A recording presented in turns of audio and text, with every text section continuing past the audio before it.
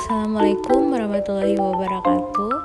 Perkenalkan, kami dari kelompok 12 akan membahas mengenai pemberdayaan masyarakat di wilayah Kecamatan Kertapati. Adapun anggota kelompok kami terdiri dari Anggun Pratiwi, Jessica Stelin, Raffi Harun, Rinda Safitri, dan Rinaldi Rasa. Adapun outline yang akan dibahas pada kali ini mengenai karakteristik masyarakat di Kecamatan Kertapati, Palembang, permasalahan kesehatan pada masyarakat Kecamatan Kertapati, akar penyebab masalah kesehatan pada Kecamatan Kertapati, rencana program pemberdayaan masyarakat yang akan dibuat. Yang pertama, ada karakteristik masyarakat di Kecamatan Kertapati.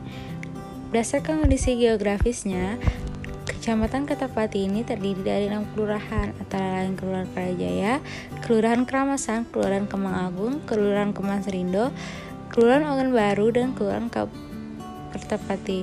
Sedangkan ibu kota kecamatan terletak di Kelurahan Karajaya dengan luas wilayah sebesar 53,6 km². Dan Kecamatan Kertapati ini terletak sekitar 16,6 km dari pusat kota Palembang. Kecamatan Kertapati ini berbatasan dengan sebelah utara itu berbatasan dengan Sungai Musi, yaitu Kecamatan Gandus dan Kabupaten Olga Ilir. Pada sebelah timur itu berbatasan dengan Kecamatan Seberang Ulu 1, sebelah selatan berbatasan dengan Kecamatan Seberang Ulu 2 dan Kecamatan Jakabaring, dan sebelah barat itu berbatasan dengan Kecamatan Jakabaring. Berikut merupakan peta dari Kecamatan Kertapati serta kelurahan-kelurahannya.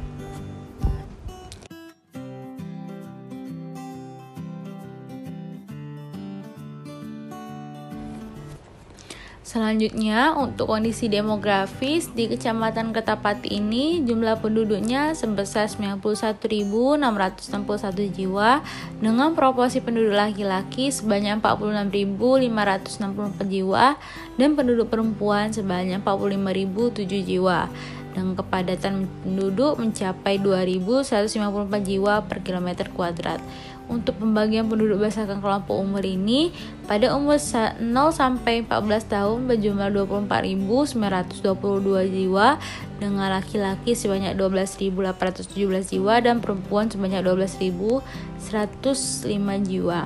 Dan untuk umur 15 sampai 64 tahun itu berjumlah 62.005 jiwa dengan laki-laki sebanyak 31.715 jiwa dan perempuan sebanyak 30.290 jiwa. Untuk kelompok umur yang lebih dari 65 tahun itu berjumlah 4.734 jiwa dan laki-laki sebanyak 2.122 jiwa dan perempuan sebanyak 2.612 jiwa. Dan untuk jumlah kepala keluarga sendiri pada Kecamatan Kertapati tahun 2020 itu terdiri dari 8.452 kepala keluarga pada Kelurahan Keramasan, dan untuk Kelurahan Kertapati sebanyak 11.635 kepala keluarga, dan pada Kelurahan Karajaya sebanyak 2.891 kepala keluarga. Selanjutnya, pada kondisi sosial ekonomi itu untuk di pendidikannya pada tahun ajaran 2020-2021 Kecamatan Kertapati ini memiliki 57 sekolah yang terdiri atas 42 sekolah dasar atau SD dan Madrasah Ibtidaiyah atau MI, 11 sekolah menengah pertama atau SMP dan Madrasah Sanawiyah, dan 4 sekolah menengah atas atau SMA dan sekolah menengah kejuruan dan Madrasah Aliyah. Pada tahun ajaran 2020-2021 ini juga jumlah murid SD sederajat itu sebanyak 6.426 orang, dan untuk SMP sederajat itu sebanyak 1.383 orang, dan SMA itu sebanyak 1.542 orang, dengan jumlah guru yang mengajar itu 567 guru SD, 209 guru SMP, dan 210 guru SMA. Dan ekonomi pada Kecamatan Kertapati ini yaitu didominasi oleh sektor perdagangan dan jasa. Nah, serta pada lahan di Kecamatan Kertapati ini digunakan untuk pemukiman dan kegiatan ekonomi atau perdagangan dan jasa. Nah, adapun berdasarkan sektor perdagangan dan jasa ini, Kecamatan Kertapati ini terdapat 1 pasar permanen, 8 minimarket, 11 restoran atau rumah makan, dan 1.443 toko atau warung kelontong, serta ada beberapa lembaga keuangan perbankan dan non-perbankan. Selanjutnya itu ada permasalahan kesehatan pada masyarakat di Kecamatan Kertapati. Nah, untuk penyakit tertinggi pada penyakit menular yaitu yang pertama ada penyakit tuberkulosis. Di tahun 2020 ini pada wilayah Kota Palembang ini didominasi oleh wilayah Puskesmas Kertapati dengan jumlah kasus sebanyak 79 kasus. Untuk kasus tuberkulosis anak pada 0-14 tahun itu terdeteksi sebanyak 2 orang. Sementara untuk kasus tuberkulosis paru yang terduga dan mendapat pelayanan kesehatan sesuai dengan standar mengalami peningkatan menjadi sebesar 1.203 kasus. Serta untuk kasus yang terkombinasi itu bakteriologis yang terdaftar dan diobati meningkat menjadi 61 kasus. Yang kedua ada pneumonia pada balita. Nah, pada tahun 2020 ini kasus pneumonia ini juga tertinggi di Puskesmas Kertapati dengan kasus jumlah balita yang terinfeksi sebanyak 78 kasus dan di Puskesmas Keramasan itu sebanyak 8 kasus dan di Puskesmas Karyajaya sebanyak 11 kasus. Dan ada juga penyakit diare pada tahun 2020 ini masih juga tertinggi di wilayah Puskesmas Kertapati sebanyak 1.423 kasus pada semua umur atau sebesar 128,2% dan 848 kasus pada balita atau sebesar 122,3%. Dan juga pada Puskesmas Keramasan ini ditemukan sebanyak 588 kasus pada semua umur atau 65,5%. Dan pada kasus balita itu ditemukan sebanyak 152 kasus atau sebesar 27,1%. Dan data dari Puskesmas Karyajaya sebanyak 304 kasus pada semua umur atau 107,1% dan 157 kasus pada balita atau 88,8%. Untuk penyakit tidak menular ini itu ada 2. Yang pertama ada hipertensi.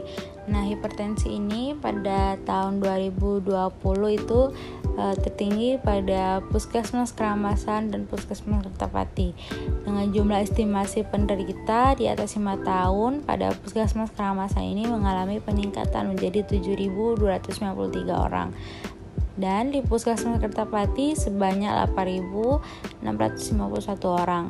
Serta ada kanker leher rahim dan payudara itu pada tahun 2020 dari pemeriksaan temuan 4A positif di Puskesmas Keramasan ini sebanyak 8 orang dan pada Puskesmas Kertapati sebanyak 1 orang dan Karyajaya sebanyak 5 orang. Sementara untuk temuan kasus tumor atau benjolan di Puskesmas Keramasan itu sebanyak 24 orang dan Karyajaya sebanyak 1 orang. Untuk masalah KIA itu ada status gizi balita. Nah, status gizi balita ini ada anak balita yang mengalami bawah garis merah atau BGM dan gizi kurang. Pada anak balita yang mengalami BGM berdasarkan profil kesehatan Sumatera Selatan tahun 2015 itu sebanyak 3.295 balita atau 1,7% dengan prevalensi BGM terbanyak yaitu sejumlah 610 balita atau 2,0%, dan ini belum memenuhi target yang ditetapkan yaitu prevalensi sebesar gizi buruk itu kurang dari 0,9%. Dan juga berdasarkan profil kesehatan Kota Palembang tahun 2014 dan 2015, Kecamatan Kertapati yang memiliki prevalensi BGM tertinggi dengan prevalensi kejadian BGM pada anak balita di kecamatan ini sebanyak balita atau 1,05%. Dan juga untuk kasus kurang gizi ini, Kecamatan Kertapati itu masih ditemukannya sebanyak 144 kasus atau sebesar 16,6% pada balita dengan gizi kurang. Yang kedua ada program keluarga bencana.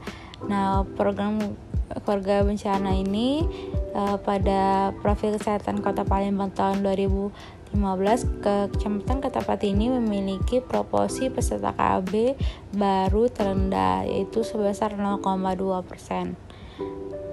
Untuk masalah lingkungan, di Kecamatan Kertapati ini yang pertama itu ada fenomena sampah, dan di Kecamatan Kertapati ini estimasi volume sampah pada Kelurahan Kertapati Palembang itu pada tahun 2019 adalah sebesar 36.246 meter kubik per hari, dengan penduduk sebesar 13.180 jiwa, dan pada tahun 2024 estimasi timbulan sampahnya sebesar 44.875 meter kubik per hari dengan jumlah penduduk sebesar 16.318 jiwa.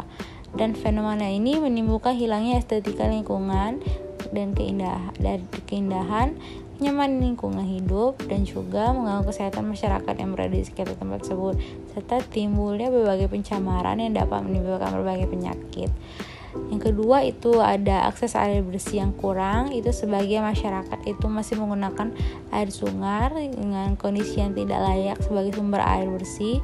Secara fisik kondisinya berwarna berasa asam pada saat dipakai, mencuci tidak menimbulkan busa dari deterjen yang dipakai, dan timbul penyakit gatal-gatal serta dermatitis kontak. Nah, berdasarkan profil kesehatan Kota Palembang tahun 2015, cakupan air bersih di Kota Palembang ini sebesar 94,01%, dan Kecamatan Kertapati ini memiliki cakupan air bersih terendah sebesar 87,1%. Selanjutnya, akar penyebab permasalahan kesehatan pada masyarakat Kecamatan Kertapati. Untuk penyakit tertinggi yang ada di wilayah Kecamatan Kertapati, penyakit menular yang pertama itu tuberkulosis. Penyebabnya yaitu umur, karena umur yang lebih tua dapat meningkatkan terjadinya TB paru. Hal ini dapat terjadi karena adanya agen, penjamu, dan faktor lingkungan perumahan yang tidak sehat. Yang kemudian pekerjaan. Orang yang bekerja dapat meningkatkan risiko terkena TB paru. Hal ini berpula di mana mayoritas pekerja di Kecamatan Kertapati berasal dari sektor non-formal, yang berarti memiliki pendapatan yang tidak tetap per bulannya, sehingga sangat berpengaruh pada makanan dan gizi secara langsung. Kemudian pendidikan. Orang dengan tingkat pendidikan yang rendah dapat meningkatkan risiko terkena TB paru. Selanjutnya pengetahuan. Penduduk yang berpengetahuan rendah berisiko terkenanya TB paru, karena berdasarkan hasil wawancara dengan penduduk Kecamatan Kertapati menyatakan bahwa pengetahuan mereka rata-rata belum mengetahui tentang cara pencegahan TB paru dengan imunisasi, serta pencegahan dengan pencahayaan sinar matahari. Selanjutnya ada status gizi. Di Kecamatan Kertapati, rata-rata penduduk memiliki status gizi kurang. Kurang gizi ini akan menyebabkan daya tahan tubuh rendah dan sangat rentan terhadap penyakit. Untuk penyebab lainnya yaitu kontak dengan penderita TB, kepadatan hunian, luas ventilasi rumah, jenis lantai. Kemudian ada penyakit diare.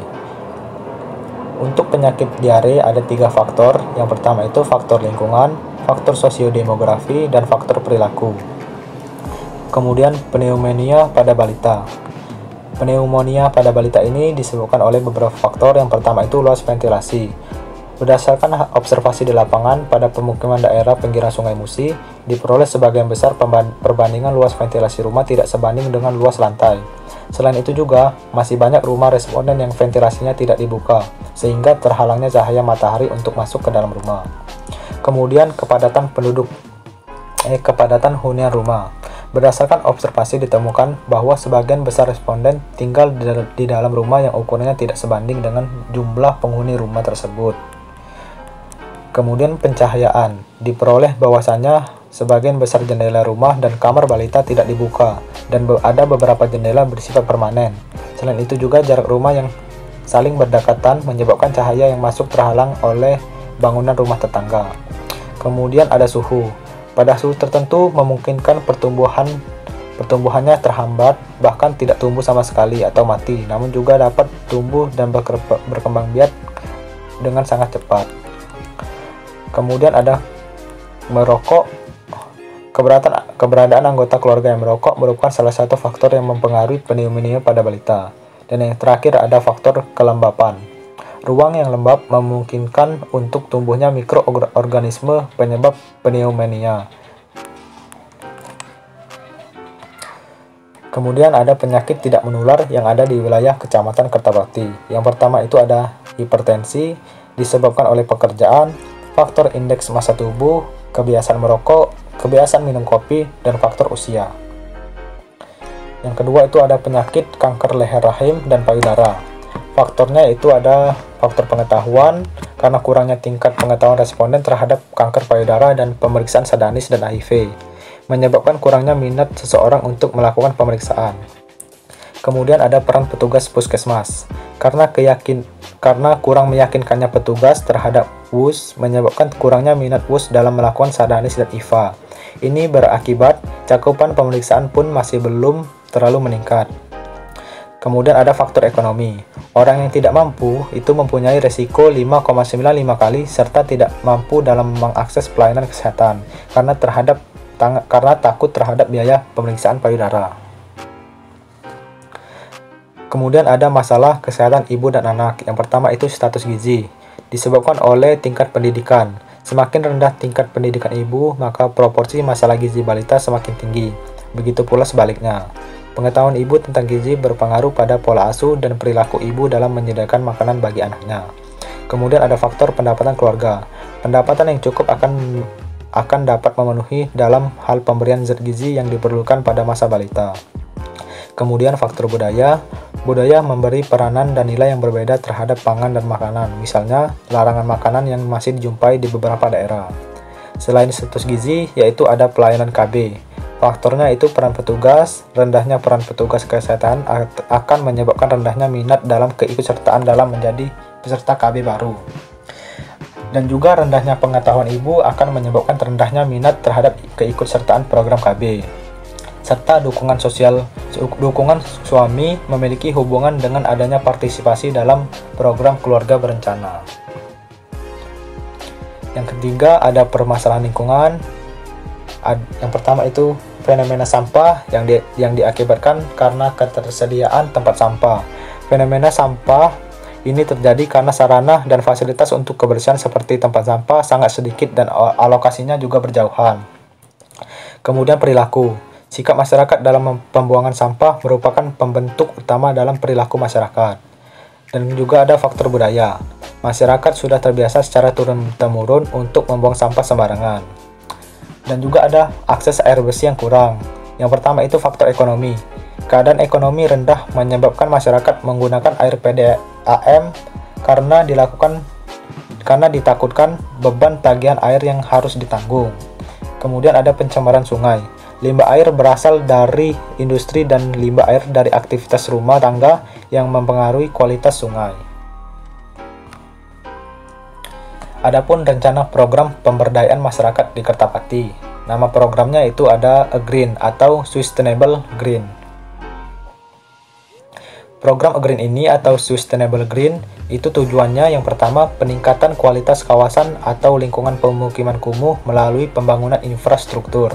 Yang kedua, menjamin ketersediaan serta pengelolaan air bersih dan sanitasi yang berkelanjutan. Untuk sasarannya yaitu daerah dengan indikasi tingkat kumuh sedang di Kecamatan Kertapati yang meliputi Kelurahan Karyajaya, Kemang Agung, dan Kemas Rindo. Untuk alokasi dana yaitu dari dana pemerintah untuk desa atau bantuan pemerintah untuk masyarakat. Yang kedua, pinjaman sumber dana dari Asian Development Bank atau ADB. Untuk metode pelaksanaan program, step pertama itu dibentuk Satgas khusus yang bertugas melakukan perencanaan, pelaksanaan, pengawasan, dan evaluasi program.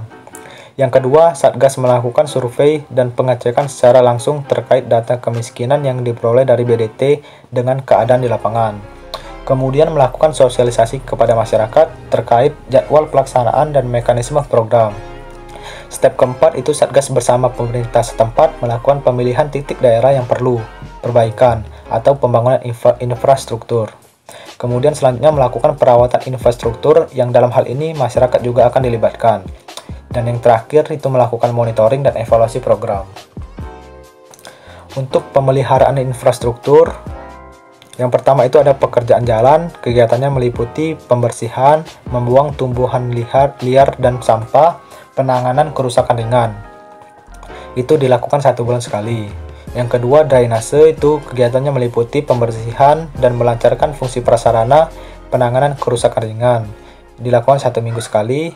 Kemudian lampu penerangan meliputi pengecekan bagian-bagian lampu, penanganan kerusakan ringan. Itu 1 bulan sekali. Dan yang terakhir bank sampah, yaitu meliputi pembersihan dan penanganan kerusakan ringan. Itu dilakukan 1 minggu sekali. Untuk pembangunan sendiri itu yang pertama ada pembangunan jembatan, jalan lingkungan, dan drainase lingkungan.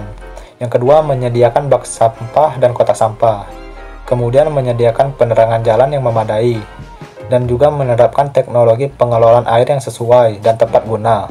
Dan juga program ini juga mencakup bantuan rumah tidak layak huni bagi masyarakat yang memiliki ekonomi rendah dengan pemberian bantuan rumah untuk perbaikan. Adapun alokasi sumber daya manusia yaitu Satgas Agreen, masyarakat setempat, pemerintah setempat, dan lembaga kemasyarakatan setempat seperti lembaga keswadayaan masyarakat dan kelompok swadaya masyarakat dengan pendampingan community advisor.